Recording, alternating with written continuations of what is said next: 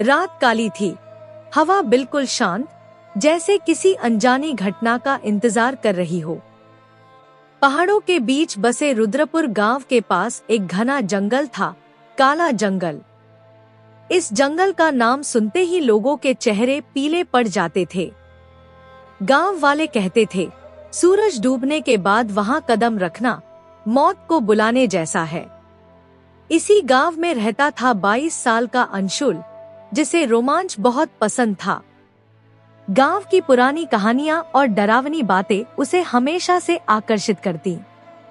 वह कई बार जंगल में जाने की सोच चुका था, पर दादी की कड़ी चेतावनी ने उसे रोके रखा। एक दिन गांव के बुजुर्ग हरनाम काका ने बाजार में सबको डराते हुए कहा, कल रात फिर काली झील के पास एक चीख सुनाई दी। कोई इंसान की चीख नहीं थी, जैसे कोई आत्मा मदद मांग रही हो। लोगों के हाथ कांपने लगे, पर अंशुल के मन में जिज्ञासा और बढ़ गई। रहस्य की शुरुआत। उस रात अंशुल खिड़की से बाहर देख रहा था।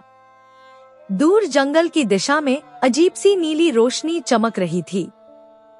उसका दिल धड़क उठा। ये कैसी रोशनी है? क्या ये वही आत्मा है जिसके बारे में सब बात करते हैं? वह अपनी टॉर्च, मोबाइल और एक छोटे चाकू के साथ घर से निकल पड़ा। जंगल के रास्ते पर कदम रखते ही एक तेज ठंडी हवा उसके चेहरे से टकराई। चारों तरफ अजीब सी सीटी जैसी आवाजें गूंज रही थी। पेड़ इतने ऊंचे थे कि चांद की रोशनी भी नीचे नहीं पहुंच रही थी। अंशुल ने गहरी सांस ली और आगे बढ़ गया। जंगल के भीतर कुछ ही मिनटों में उसे पत्तों की सरसराहट सुनाई दी। वह रुक गया। कौन है? उसकी आवाज डर और हिम्मत के बीच फंसी थी। अचानक एक छाया उसके पीछे से गुजरी।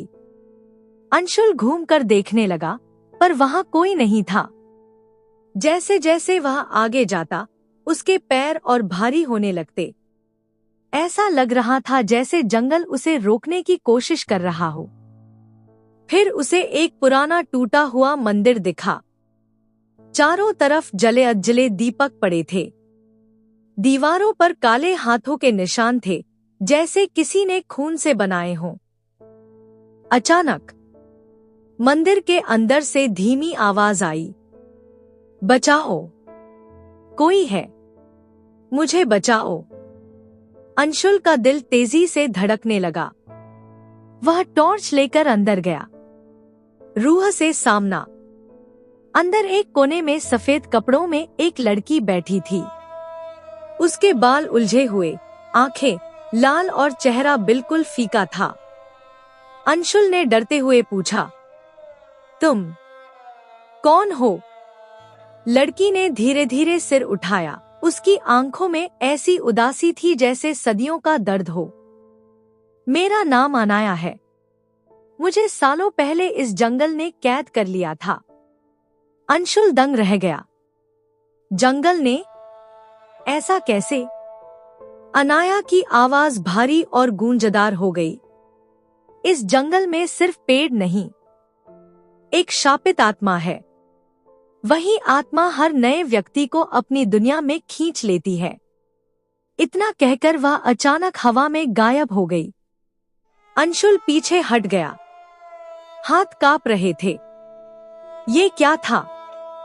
भूत या कोई भ्रम? तभी मंदिर के बाहर कदमों की भारी आवाज आने लगी। धड़ धड़ धड़। शापित आत्मा। अंशुल ने टॉर्च बाहर फेंकी और दीवार के पीछे छुप गया।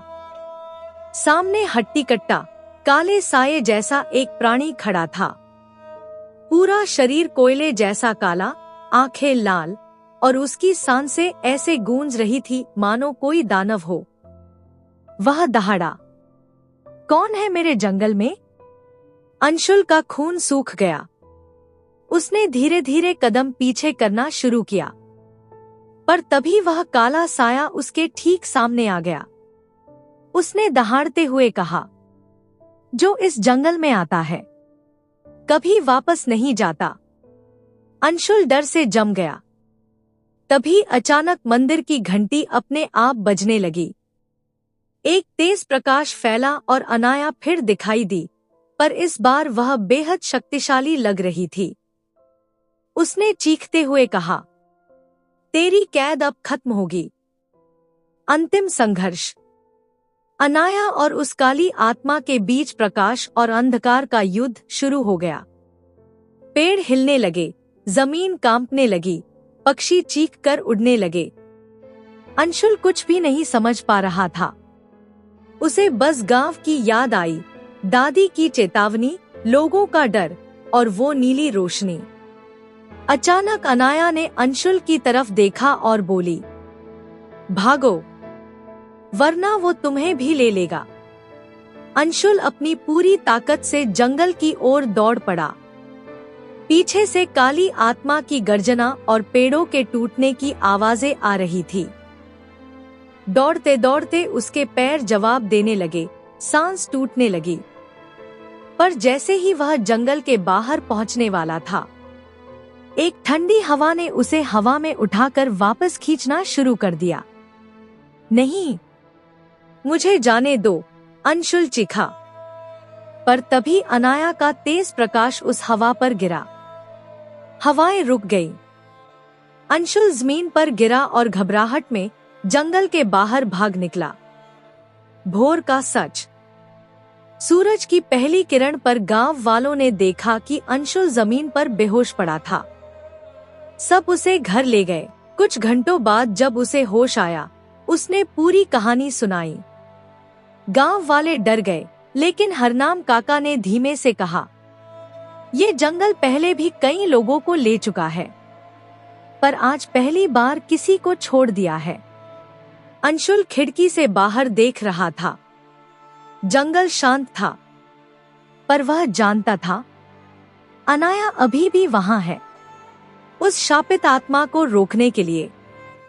और आज भी कभी कभी रात में वही नीली रोशनी जंगल से चमकती दिखती है, जैसे कोई रूह गश्त कर रही हो।